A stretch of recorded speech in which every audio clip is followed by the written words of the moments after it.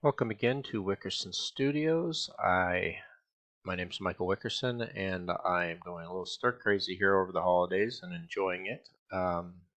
Whenever the family's kind of quiet, I get in here and spend as much time as I can going through Rajaa Issa's node system for the uh, the C sharp uh, node system to learn how to script. And I figured the only way I'm going to figure out after 2 years of trying to negotiate all of the basic tools in Grasshopper and building geometries, even though I've given my hand quite a few plugins, I thought I'd best just pull up some, instead of working on a snippet tool here and putting things in where everything seems to get lost in time. Got quite a few things that I did in Grasshopper node scripts. I decided, well, let's just put everything that I'm locating with a little bit of manipulation and make sure nothing's hard-coded so everything can run as its own node. And I guess the order is not in order here, but what I've done is I've brought in my special folders user objects all of these small C scripts. And like I said, I've tailored them, I've named them, I've numbered them, I've ordered them, I've given them very unique names so I can learn as much as possible about C sharp and certainly the C sharp node and specifically Rhino Commons so I can go back and help out and work on the GH Python Facebook group that I'm very interested in translating Rhino script syntax into an understanding of Rhino namespaces, most specifically Rhino geometry, which is why Rajaa Issa's Essentials in C Sharp scripting is where I want to go. Now, there's others online that I really want to get into and be able to navigate quicker and watch in real time. Jose Luis is the one that I'm very interested in, but they get a little more complex in their longer tutorials.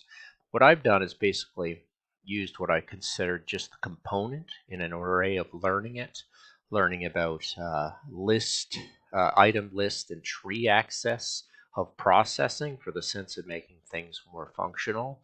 I've learned a ton of things that I never thought I knew about C Sharp, and I've given this book a try, which will get you not really in the Grasshopper, but it's pretty wild. It's 1,000 pages of the head first C Sharp. So that mixed with a ton of printed sheets of just trying to learn it, this seems to be the best way. So you get in there and you're going to run through and you're going to create, learn everything about the basics of what you did probably when you were learning Python loops, for loops, while loops. But you are going to get a little more tricky as you go in here and you start learning about enumeration, and you'll go quickly into structures and classes. And those are types that you definitely want to custom types that you want to start working in. And within them, you're going to learn about properties. You're going to learn about getting and setting things. You're going to learn about methods. You're going to learn about static methods. You're going to learn about operators. You're going to learn about constructors. And I'm just tucking those all in with great examples of little scripts. And I think I can do 100 every, 50 a day at least, because I am trying to make them fairly interesting. Sorry to hover on that page for so long, but here they are. You just jump in here and you have the conditionals, and they're pretty descriptive to what I know what they mean. So this won't help out anybody else, but to me, these are a way of me to start to grab these small nodes and treat every one of these little nodes in C Sharp with their titles and names. And what's nice is with bifocals, I've got it set up that they all pop up with their titles as I bring them in, which is really nice.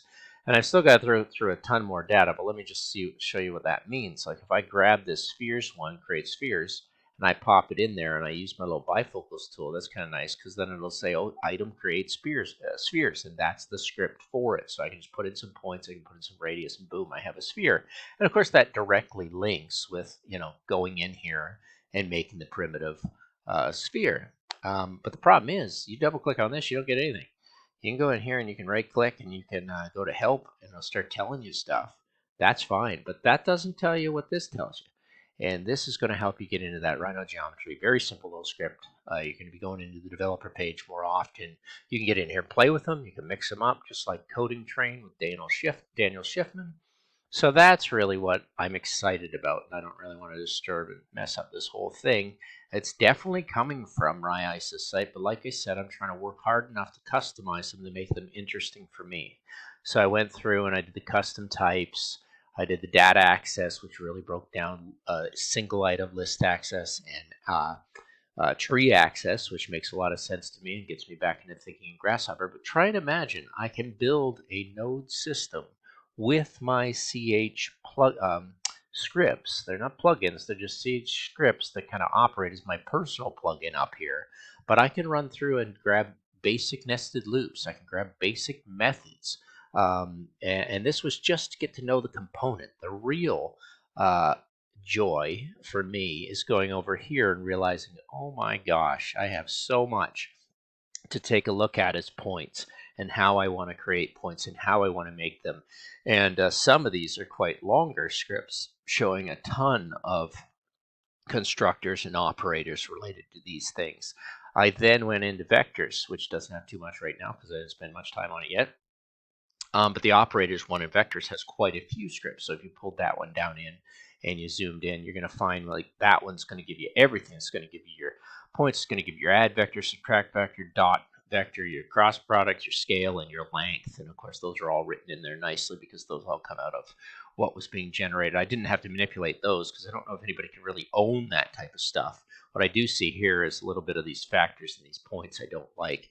What I'd rather do with that is put in over here, customize that very quickly and not have it just output things by hard coded. You can go in here and you can start putting in your data to build your XYZ points. Of course, you don't want to have anything that's not running in the C# node because then it'll tell you there's an error on something. So some of them have a lot packed in, and certainly the structures, getting down and understanding how these are made are only going to make it possible and easier for me to look at the Rhino development page, fly through the Rhino common, simpler namespaces, Rhino geometry to start. And then curve is pretty wild. I mean, there are tons of ways to make curves. Of course, they break into multiple ways as well. But your scripts are here. You don't have to type them from scratch. You just cut and paste them in. And you start to pull data out of one and you insert that into the next one. Next thing you know, you've got this wonderful stream of C nodes that connect up. So you just literally like moving along and making these things work. And since I watched jewelry, ARA jewelry so long, I saw how they were building systems and then clustering things to make sense and giving people ways. But once you get a system that works, you've got all the scripts, 1, 2, 3, 4, that you don't have to cluster these nodes. You can just delete them all, but keeping sure that you maintain the content, drop them into one node that makes that sculpture, that jewelry, or that architecture that you want.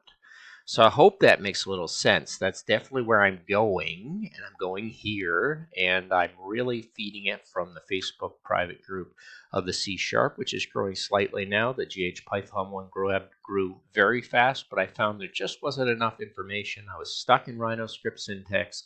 It was a little frustrating, and I thought I'd best just learn Rhino Common, and the only way for me to learn it is to sit here and crank it out. And of course, I'm making different pages, and my other plugins are becoming more and more useless to me because I don't want to use other people's plugins, even though it's a good idea. But I want to learn the basics. I want to go back in. I want to know how to program. And so then you get into classes. There's a whole bunch there. There was the structures also. And I'll move past curves, so we'll get into surfaces very fast. But I think even now I'm probably only around this section here. I've been through it once. All the way to the end of the Rhino geometry section, which is here, and then I still have to get into the algorithms, which should go fairly fast. It's about a 108-page document. That mixed with other documents that have come out, you can start grabbing and adding to these, and of course you have places to put your custom scripts, whether it's curves, points, structures, meshes, breps, transformations, whatever you want, but you're basically not stuck off the shelf with a ribbon tool with these things, which are literally just beautiful icons that have been custom designed and made really well for Grasshopper to sell. But in the end, you really don't need much but the understanding of what's going on behind the scenes. And that's where my mind has creeped from Tinker coding 2 years ago through Grasshopper into Python and definitely into C#. So I hope the following is staying. I will start to put this stuff up, certainly using my Patreon site. I thank everybody for the support that does support me, and I really just thank the private group that's formed around this. 10 minutes. Merry Christmas, Happy New Year to whatever you're celebrating, and all the best to you. Thanks for watching.